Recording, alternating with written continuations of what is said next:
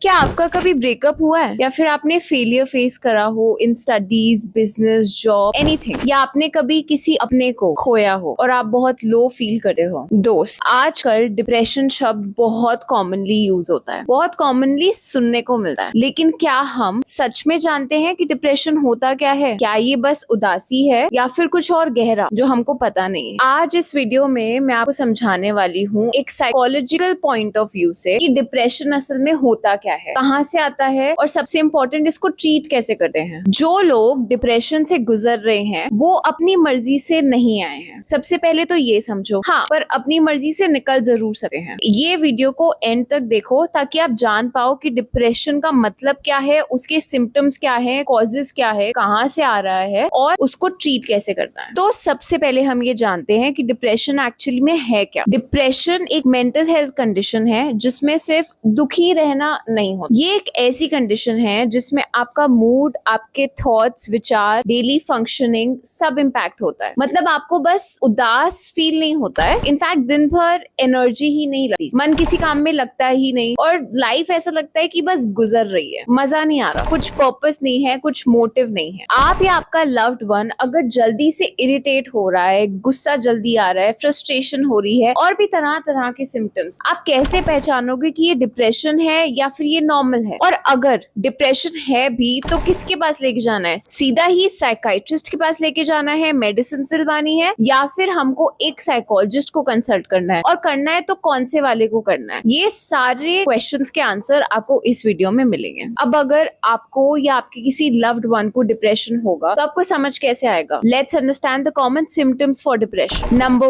1, sadness, दिन भर उदासी, रोना आना या मन खाली लगना। नंबर 2, लॉस ऑफ इंटरेस्ट, जो चीजें पहले पसंद थी अब उनमें उतना मजा नहीं है। फॉर एग्जाम्पल, आपको पहले बैडमिंटन खेलना पसंद हो सकता है लेकिन अब आपका मन ही नहीं करता है जाने का। आप कहते हो कि क्या करना है, क्या फर्क पड़ेगा, वो बात नहीं रही। इनमें से कोई भी सिम्टम अगर आपको लगे कि ये 2-3 दिन चला है मेरे साथ, तो जरूरी नहीं है कि वो डिप्रेशन हो। लेकिन हाँ, अगर ये 2 हफ्तों से ज्यादा चल रहा है और बहुत ही रेगुलर बेसिस पे हो रहा है तो समझ जाओ कि हेल्प लेना जरूरी है और मेरे को किसी से बात करनी चाहिए इस बारे में। नंबर 3, स्लीप, ज्यादा सोना या बिल्कुल नींद ना आना, हाइपरसोम्निया या इंसोम्निया हमारी साइकोलॉजिस्ट लैंग्वेज में इसको कहते हैं, और ये सिम्टम बहुत कॉमन है। नंबर 4, एपेटाइट चेंज, भूख बहुत ज्यादा लगना या बिल्कुल भूख ही ना लगना, all of a sudden. Number 5, थकान, फटीग, बहुत ज्यादा थकान अगर आपकी बॉडी में रहती है जबकि आपने कुछ किया भी ना हो, वो भी एक सिम्टम है। कंसंट्रेशन इश्यूज, जब आपका फोकस नहीं लग रहा या डिसीजन मेकिंग में आपको डिफिकल्टी हो रही है, that could be another symptom. Last but not the least, hopelessness या वर्थलेसनेस, ऐसा लगना कि मैं तो किसी काम का ही नहीं हूँ या मेरी कोई वैल्यू ही नहीं है, क्या वर्थ है मेरी। जब ऐसा भी फील हो, ये भी एक कॉमन सिम्टम है for depression. In severe cases suicide thoughts भी आ सकते हैं। ऐसा जब भी हो, please I urge you to visit a nearby psychologist या फिर किसी अपने को ही बताओ कि मुझे ऐसा फील हो रहा है। Emotional support is very important. अब सवाल ये आता है कि डिप्रेशन होता क्यों है? ये एक बहुत कॉम्प्लेक्स कंडीशन है। Let's try to understand the causes for depression. Biological factors, brain के कुछ केमिकल्स जैसे सेरोटोनिन, डोपामीन जब इम्बैलेंस हो जाते हैं तो डिप्रेशन आने के चांसेस हैं। जेनेटिक्स, फैमिली में अगर किसी को डिप्रेशन रहा हो तो इसका रिस्क बढ़ जाता है। किसी तरह का लाइफ इवेंट जैसे कि कोई ब्रेकअप, जॉब का loss, financial loss, sudden stress, work pressure, trauma, इन सब चीजों से भी बहुत फर्क पड़ता है हमारे माइंड पे, हमारी पूरी मेंटल हेल्थ पे। उसकी वजह से भी डिप्रेशन हो सकता है। पर्सनालिटी ट्रेट्स,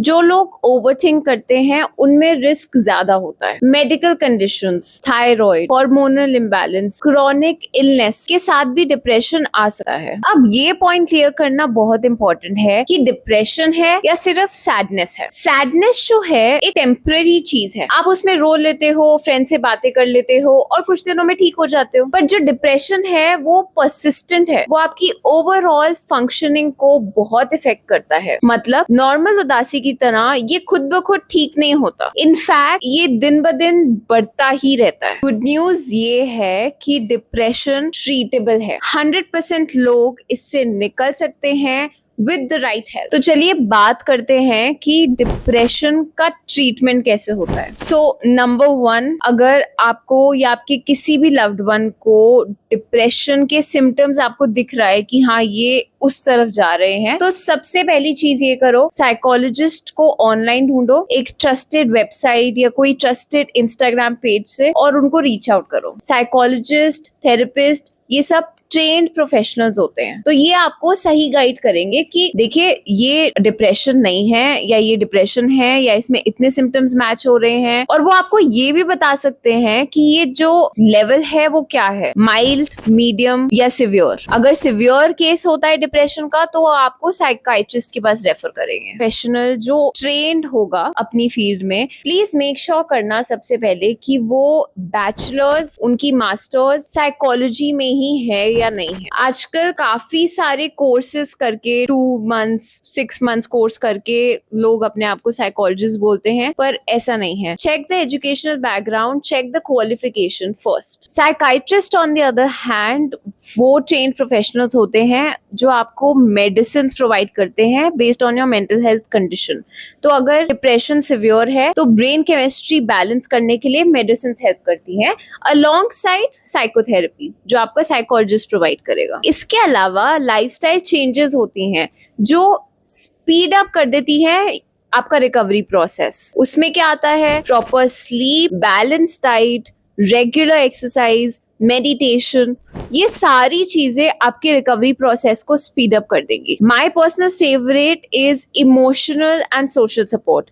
अगर आपके पास कोई ऐसा फ्रेंड हो, कोई ऐसा फैमिली मेंबर हो, कोई ऐसा पेटी क्यों ना हो जो आपका बहुत ही प्यारा हो, अपना हो, जिससे आप अपनी बातें शेयर कर सकते हो, that could also help the recovery process. But obviously, पर हाँ, लेकिन एक social support और एक professional support, ये दो अलग चीजें हैं, इनको मिक्स मत कीजिएगा। Now, what can you do if you or someone you know has depression? सबसे पहला स्टेप क्या होना चाहिए? इग्नोर मत करो। कोई भी आपको ऐसा दिख रहा है या कोई भी सिम्टम्स अगर आपके मैच हो रहे हैं तो उसका आंसर बस पॉजिटिव रहो ये नहीं है। पॉजिटिव रहो एक बहुत अच्छी एडवाइस है, लेकिन इससे डिप्रेशन खत्म नहीं होता। Number 2, support by listening. कभी कभी सिर्फ एम्पैथी से जब आप किसी को सुनते हो और एडवाइस नहीं करते ना, तो वो एक बहुत अच्छी हेल्प होती है। Number 3 and the most important step, encourage professional help. Therapy लेना वीकनेस नहीं है, एक स्ट्रेंथ है। मैं अपने हर एक वीडियो में यही कहती हूँ। Last but not the least, अगर कभी भी सुसाइडल थॉट्स आए तो तुरंत ही अपने ट्रस्टेड फैमिली मेंबर या अपने ट्रस्टेड फ्रेंड को बताओ और emergency help low.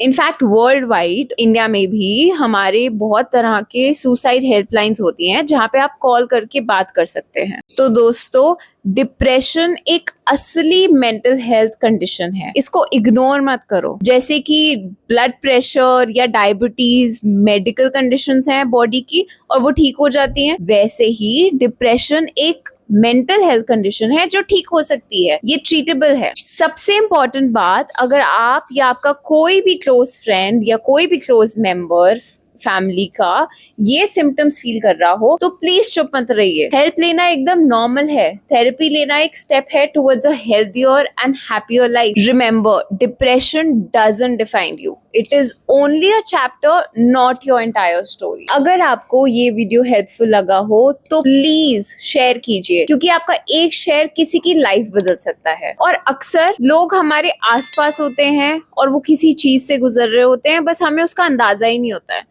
Maybe this will help। और अगर आपको मेंटल हेल्थ रिलेटेड कंटेंट सुनना है, समझना है, तो सब्सक्राइब जरूर कीजिए। Mindful with Muskan.